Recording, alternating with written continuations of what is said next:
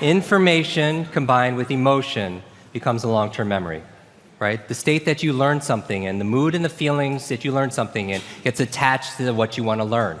Also, it's going to motivate you to use it more often. If you learn, because here's the thing, learning is not a spectator sport. Learning is not a spectator sport. I'm going to give you 6 keys to learn anything faster. You can write these down. I want you to remember, be fast. Be fast. 6 keys to learn any subject or skill faster. Now, I want you to think about, if you could learn any subject or skill faster, what would it be? Outside of learning how to learn, because that's kind of that's what, after learning how to learn, what subject? What are you interested in? Say it out loud. Languages, very good. What else? Computer science, good. What else? Good. I mean, so whether it's martial arts or it's Mandarin, whether it's music or marketing, there are subjects that we're interested in, right? And we live in this expert economy, and we want to be knowledgeable about things, because knowledge is not only power, knowledge is profit, right? And so how do you access those things? So I want you to remember, be fast, and just 6 quick tips on how to just sensitize you. Now, every single one of these things you're going to understand because you're studied. And me, as your super brain coach, if you will, I want to be your personal trainer for your brain, for your mind. I want to make it faster, sharper. And not everything I'm going to say is going to be something that's brand new. But if I maybe say it in a different way and you control your state, because going back to Stan, when I said responsibility, with great responsibility comes great power. The most important thing to be responsible for is how you feel. Does that make sense? And who controls how you feel? How many people are feeling pretty good right now? Yeah, and notice that these kind of things, you know why? Metaphorically, I look at you more like a thermostat than a thermometer. Is there a difference between a thermometer and thermostat? Yes or yes? A thermometer does what? What does a thermometer do? What's the function? Yeah, it takes the time. It reflects and it reacts to the environment. Is that true? It just reacts to the environment. And we are sometimes, we're thermometers. We react to the weather, if we're honest, the economy, to politics. We react to how people treat us sometimes. But is there a gap between how someone stimulates us and how we respond? Do we have choice? Yes or yes? The difference between a thermometer and a thermostat, though, is a thermometer reacts to the environment. What does the thermostat do, though? Yeah, it regulates, right? It helps manage. It sets a standard or a vision or a goal, and then what happens to the environment? It raises to be able to do that. Is there a difference? Yes or yes? And so that's where we're going back to responsibility. When we're talking about being responsible, the ability to be able to respond is how you feel about things, and also how you focus on things. So the B in Be Fast stands for believe. Because if you believe you can or believe you can't, either way, what? Right. You're right. Who said that? Henry Ford said that, right? If you believe you can or believe you can't, either way, you're right. Let me show you what a belief is. Stand up real quick. Stand up. You're like, oh, you're one of those teachers. I'm telling you, it's in your body. You have so much intelligence in your body right now. I'll prove it to you. Jump up and down a little bit, and make a little space from the person next to you if you can. So if you went like this, you're ideally not going to take anyone's eye out or anything like that. Okay. Now, stop bouncing. I love the energy, though. Notice where your feet are. I want you to keep your feet stationary the entire time. And what I want you to do is, with your right hand, just point forward with your right hand.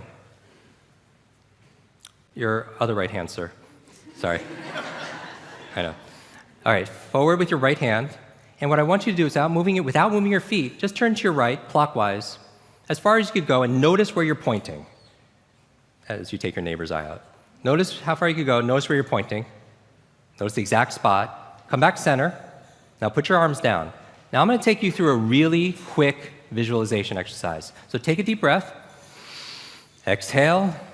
And close your eyes, put your arms by your side, out of your pockets, by your side, and breathe normally.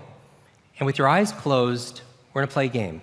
I want you just imagine that you're raising your arm again, but this time imagine you're turning twice as far, 2 times as far.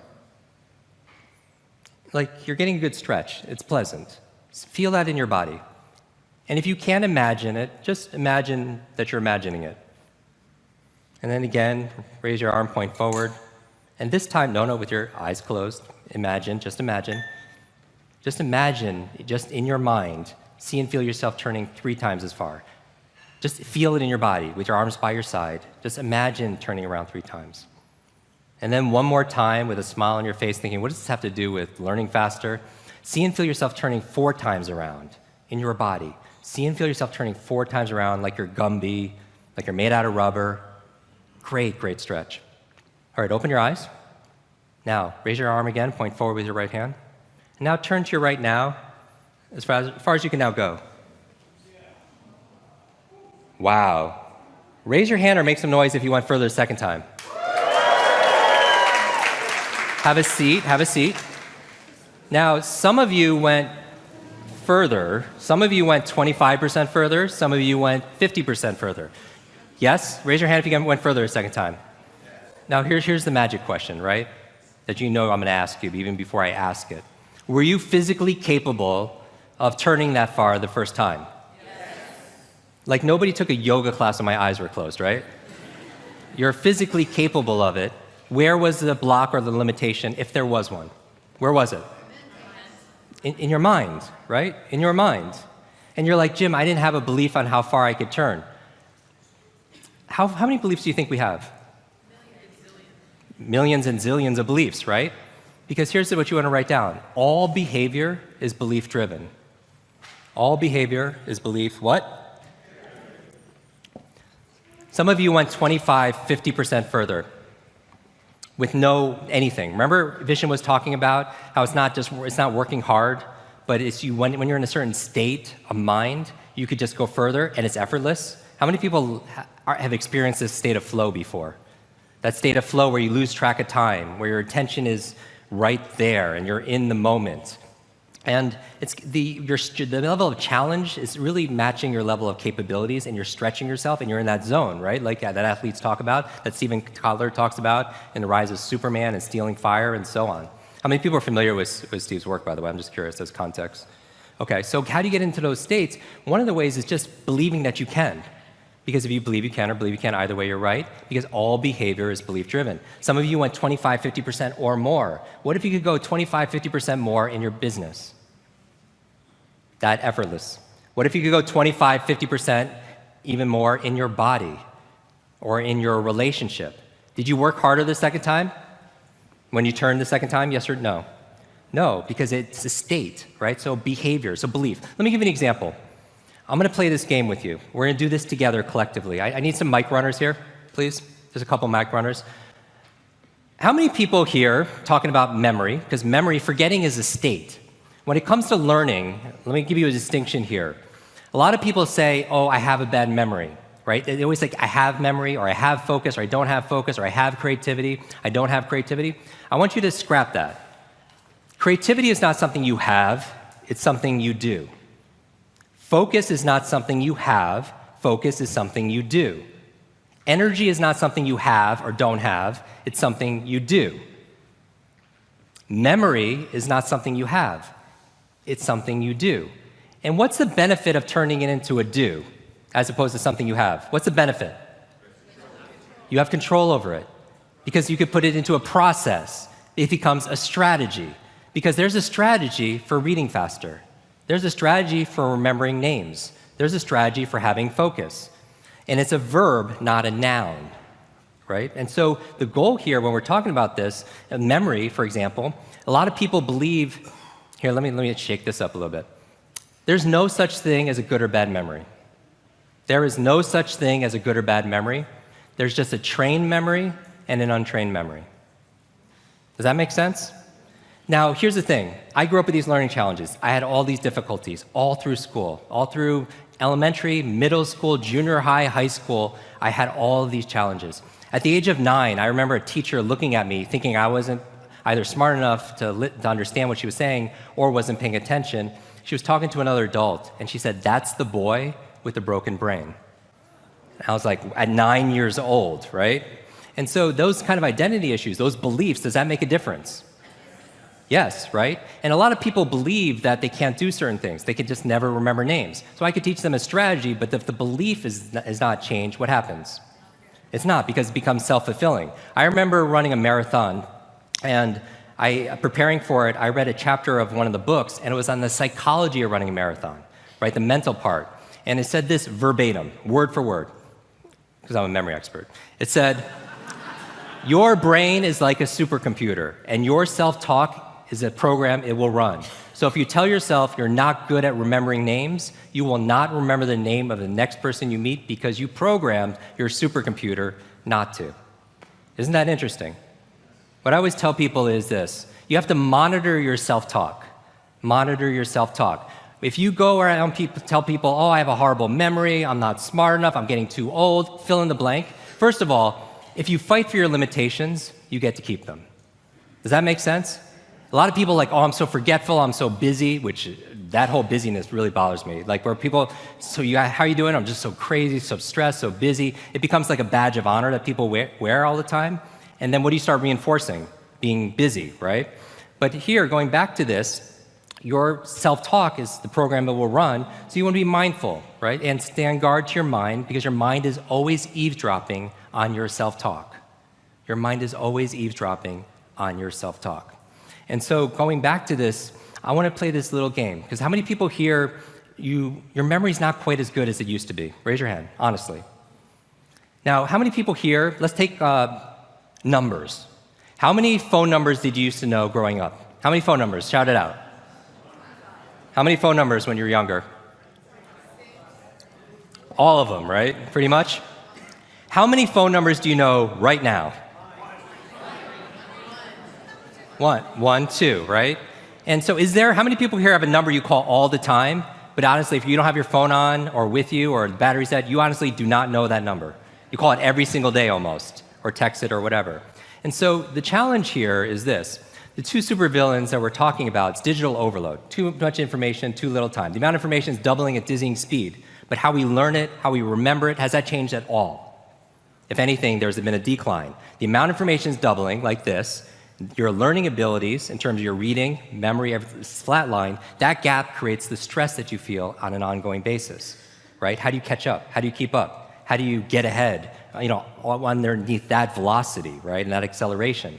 The other thing that I talk about supervillains, not just digital overload, because we're going to talk about that in the breakout, is digital distraction.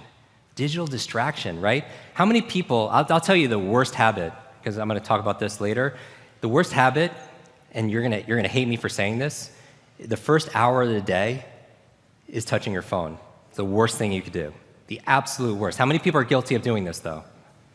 Right? Because you have that addiction to it. And I'll tell you the reason why you don't want to do it. I'll give you two reasons, because I don't want to talk strategy too much. I'm going to talk about it more tomorrow. The strategy, the reason why you don't do it is when you wake up, talking about brainwave states, we're talking about superhero states, your brain cycles through different brainwaves. Beta is when you're most awake. You're in beta, most of you right now. Delta is when you're asleep. Hopefully nobody's in delta right now. Theta is right above delta. That's the state of creativity we talked about, like when you're in the shower, right? You're so relaxed, almost in and out of sleep. And then you're so creative, right? You're very inspired. In between theta and beta, when you're most awake, is a state called alpha. How many people are familiar with alpha states? Right? It's a state you go in when you meditate. States you go into when you do deep breathing. State you're also in when you watch television. How many people have ever seen somebody watching television? You're trying to talk to them, but they're watching their favorite show, their sports, or whatever it is, or maybe you're guilty of it too, and honestly, that person is not hearing you. You know that? You're talking to them, but they're so in trance, right? Television programming, it's programming them. They're in such trance, they're in an alpha state. And the alpha state is where your conscious mind is set aside and you're not filtering. It's information just coming in. Alpha state is a great state to learn in, though. Great state to learn facts. Great state to be able to learn foreign languages also. Great states to learn information like giving presentations and scripts. One of the ways we work with actors, putting them to an alpha state so they're in this relaxed state of awareness where their conscious mind is set aside and information is just flowing in, like television. And you could control those states because you have a responsibility once you learn the strategies behind it. And so when we're coming back to memory, I want to play this quick game. Actually, I'll give you a third villain. We talked about the first villain, supervillain. We're talking about superheroes. You're a superhero. The supervillains that are taken away from your joy, your productivity, your peace of mind. Digital overwhelm, digital distraction. I'll add a third one I wasn't going to say. Digital dementia. Digital dementia. And this is a real medical term right now.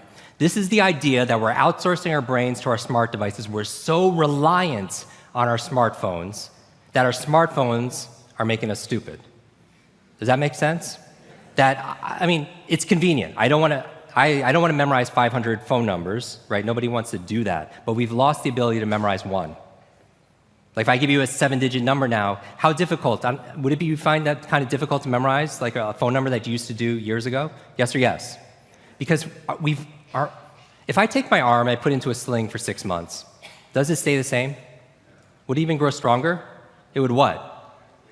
It would atrophy and grow weaker. Same thing with your mental muscles. If you're relying on your phone to keep your schedules, your to-dos, I went out to dinner with 10 people recently. There was 10 of us. And 3 people at the end pulled out their phones to divide the bill by 10, right? And we've lost that ability to use we've lost the ability to be able to do certain things. And so that's where digital dementia is.